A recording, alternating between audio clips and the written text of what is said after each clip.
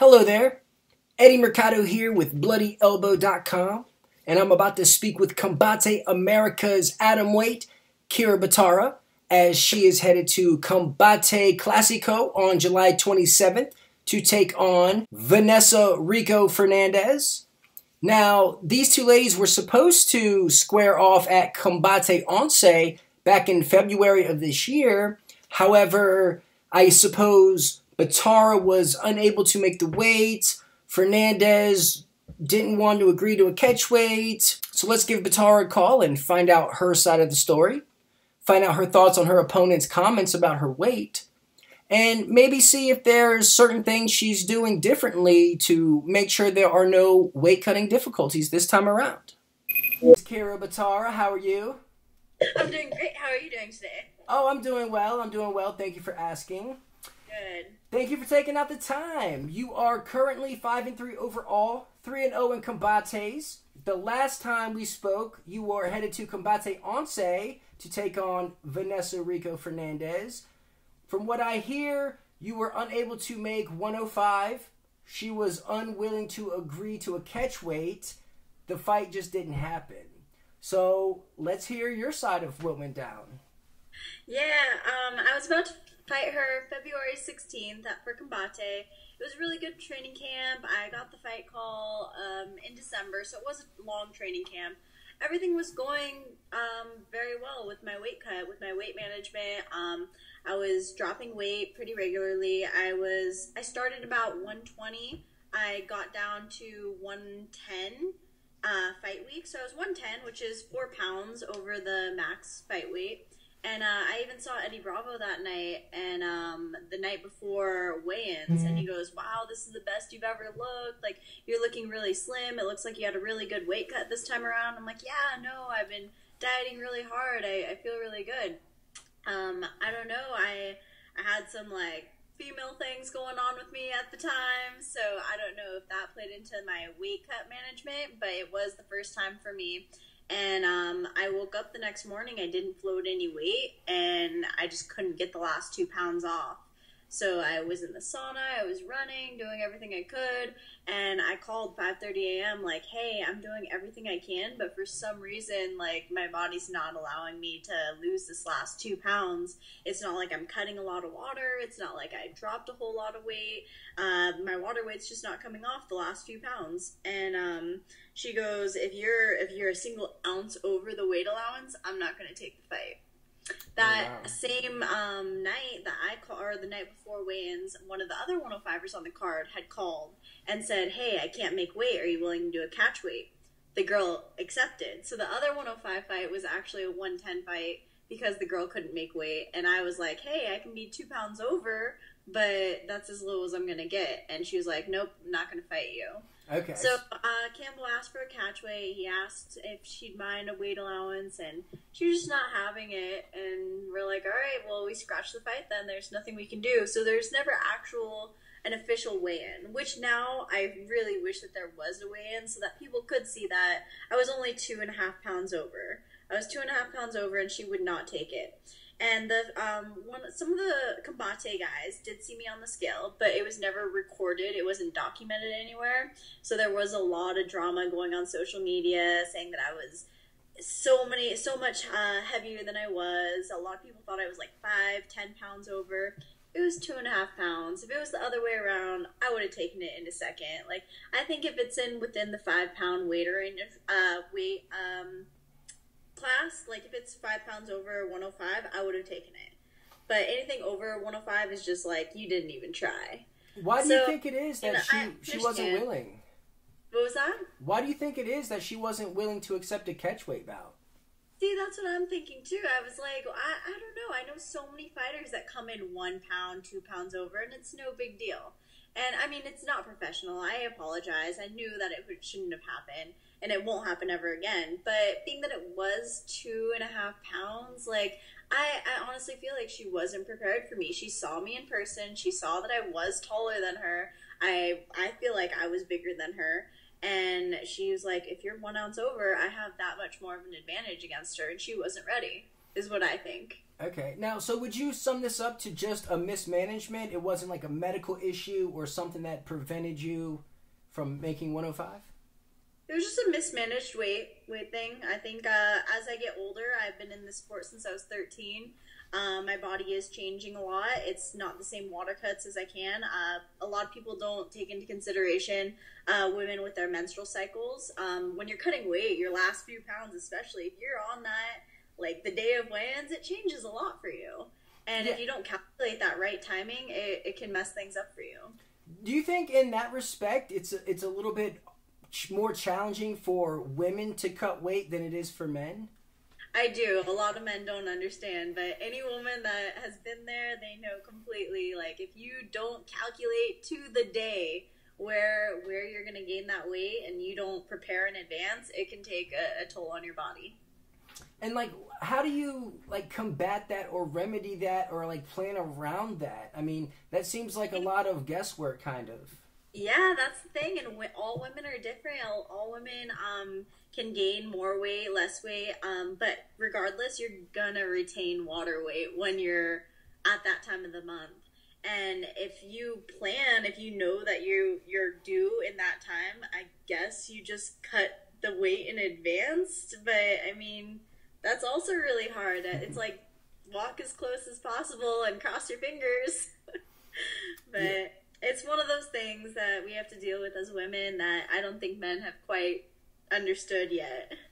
Okay, now your opponent, Vanessa Rico Fernandez, she actually went on national TV over in Spain, and you know, she said some not so nice things. I'm sure you're aware of them. But she's telling you not to eat so much. She's on your Facebook wall, up in the comments section. Just, you know, what do you think about all that? Is she trying to get in your head? Is she just have it out for you? If you did see the post on the Combate Facebook, it's the whole video of her saying, "Kyra, I hope you're not eating too much, and you better make the weight." And I reply in the comment section, I don't know if you watch Family Guy, but it's a little gif of Peter Griffin on the treadmill, and it's a fishing pole with a Twinkie at the end of it. I mean, I repost the video, like, all you can do is laugh about it now. Like, I already apologized, and I said that in my post. I'm like, look, I was 2.5 pounds over. That funny moment when all of Spain knows that you're a fat ass is what I had said in the post. But it's like, all right, like, I missed weight. It happens. Like, it happens to the best of us. There's so many champions that have missed weight before. These things happen. It's life. And it's not that I disrespected her in any way. It's not that I was like, hey, I'm the superstar. I'm just going to come in overweight. Like, I was so devastated that happened. I know that it was extremely unprofessional. I said my apologies. I'm done apologizing. It's over. It's done with. There's nothing I can do about it. So it's like she can carry this grudge with her and be all emotional over it. She's going to go in there fighting angry, fighting with emotion. And I'm going to go in there just like any other fight. Just like any other person that steps foot in front of me, knowing that you're trying to take something that I want, and I'm not going to let that happen. Okay, yeah, it was interesting. It sounds like she's definitely trying to kind of antagonize you a bit and get under your skin a little bit. And it sounds like she's a little upset that the first fight didn't happen, or at least at 105, because, like you said, did you officially offer her a fight at a specific catch weight? Yeah, we offered the catch weight fight. We said, will you take it at a catch weight? I'll come in as close as possible, and she wouldn't take it. Was it a catch weight of 110 or 108? Well, it would have been a catch weight, so it could have been anything you want that she agreed to. Campbell just said catch weight, but I did tell her that I was 108, so I would have came in 108. Okay, now you're only, 22 years old? And yes. As you mature and grow, you know, as does everybody, it becomes increasingly harder to cut the weight. Do you think you're going to have an eventual move up to straw weight? No, not at all. I think my issue is, like I said, like, I'm a fat ass. Like, I love food. I love eating, and it is a problem. Like, I do crave sweets, just like anybody else. I'm a human being. Like, I go out to eat with my friends, and I want to order the cheesecake. But I mean, as an athlete, I just have to take better care of my body. I have to make sure that everything I put in my body is for fuel. and not always for pleasure. So it's just maintaining that. I mean, I'm 4'11". I'm tiny. I'm not a big 105er, and so going up to 115 just is kind of out of the question, just being that my size and my frame. I am really young. Who knows? I potentially would like to fight some of the girls. Just with Combate, I would like to jump up in weight class after, because right now I'm at the top. I'm undefeated at 105 for Combate. If the opportunity approaches me fighting at 115, I'd take it, definitely. But within reason, I'm not going to go to the UFC and fight 115. Okay, now the California State Athletic Commission, they're implementing this new sort of 10-point weight cutting system. I don't know if you've heard about this. There's like all sorts of different things, and one of the bulletin points is adding a bunch of different weight classes, like intermediate weight classes. Do you think a 110 division would be much needed for people who, or maybe don't want to fight at 115, but don't want to necessarily cut down to 105? I do think so. One of the things that I've always questioned is, why is MMA weight classes not the same as wrestling weight classes? There's so many wrestlers that go into MMA, and then the weight classes are so much different. When I wrestled in high school, we had a 100 pound, a 105 pound, a 112 pound, 119 pound to 124. And so it's like, that makes so much more sense, especially for women. And I know a lot of women that would prefer a 110 or even a 108 class versus the 105 to 115 bracket. So I think that that would be very beneficial for women if we did have those weight classes. Yeah, and I'm sure one day it will get to that point where we'll be able to divvy it up a little bit more. I mean, even not too long ago, there weren't even this many weight classes. So I'm sure as the sport grows, also will the amount of weight classes. Now, what do you have in store for Combate Americas? It's taking place in Miami. Have you ever been down there to Florida? I've actually only been to Miami for Combate. I was on a vacation probably 2006 with my family, but it was so long ago, and everything recent, I've gone there almost every year for Combate. Doing press conferences. I've gone there, I think, 3 times now for Combate. I did a commercial for NBC Universo. Was the first time I was there. I went another time for a press conference. And they're just quick trips. They're fun. I never really get to do a whole lot. They're always real close to my fights. So I'm excited that I can be there all week and experience the whole El Clasico event, be on such a big stage with such a great opportunity to be in this kind of show. And then right after, being that it is a big fight for me, my entire family will be out there with me. My mom, my dad, my brother, my sister. So the first time my whole family will be in Miami together, and so we're all going to take a Bahama cruise together right after. Oh, nice. That sounds quite lovely. I'm sure you'll enjoy it. Now, is your strategy for this or training any different than it was before? Same kind of game plan going in? I'm always growing. I'm always adding tools. I'm always trying to progress as a mixed martial artist. One of my main goals since I started in martial arts back in 2008 was to be a black belt eventually. And being that I took so much time off, I haven't fought since September, I have been working a lot of jiu-jitsu. One of the things I like to do when I'm not fighting is compete in jiu-jitsu super fights. So I did actually compete in the SUG card for Chael Sonnen in Portland. And that was a lot of fun. So I've been adding a lot of tools for my jiu-jitsu. I'm one of those fighters that it's like, I know what I'm good at, and I'm going to stick to it. I have been working a lot of hands. Like, you're going to be surprised with what you see in this fight from my feet. But my strong suit is my jiu-jitsu and my wrestling, and I know that. So White Fix isn't broken, and I'm going to go in there. I'm going to outwork her with my wrestling. I'm going to outwork her with my ground and pound, and I'm going to get that submission. Okay, I dig it. Now, what are you doing to make sure that the weight is not going to be an issue this time around? This has been a really long fight camp. I know she was also talking a lot of smack on social media, saying, Kyra, why you scared, homie? Sign your contract already. I'm like, dude, we're 4 months away from the fight. Calm down. I'm not going anywhere. So I just thought it was ridiculous. I'm like, this fight's in July, and you want me to sign it in April? Like, why? And so it's like, I wasn't scared or anything. I knew I was going to fight her eventually, but I was just in no rush to to put my life on hold for a fight contract. Being in a fight contract is a different state of mind. And once I sign that fight contract, it's like all business. Like I'm ready to just handle it. And 4 months is a really long time to put yourself under that kind of pressure. I knew in the back of my head that I was going to fight her, but if there was an opportunity for me to do a jiu-jitsu tournament or a jiu-jitsu super fight, like I said I like to do when I'm not fighting, I wanted to take that before I had my fight camp. And I knew if I signed that contract, I wouldn't be allowed to compete in any jiu-jitsu tournaments. So that's the only reason that I wasn't signing the contract at an earlier stage, but I'm always ready. I'm always adding things.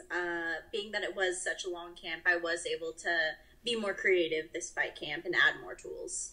Okay. Now, what would be next for you? Was this a one-and-done contract, or you going to stick around with Combates or see what else is out there, or what's your next move?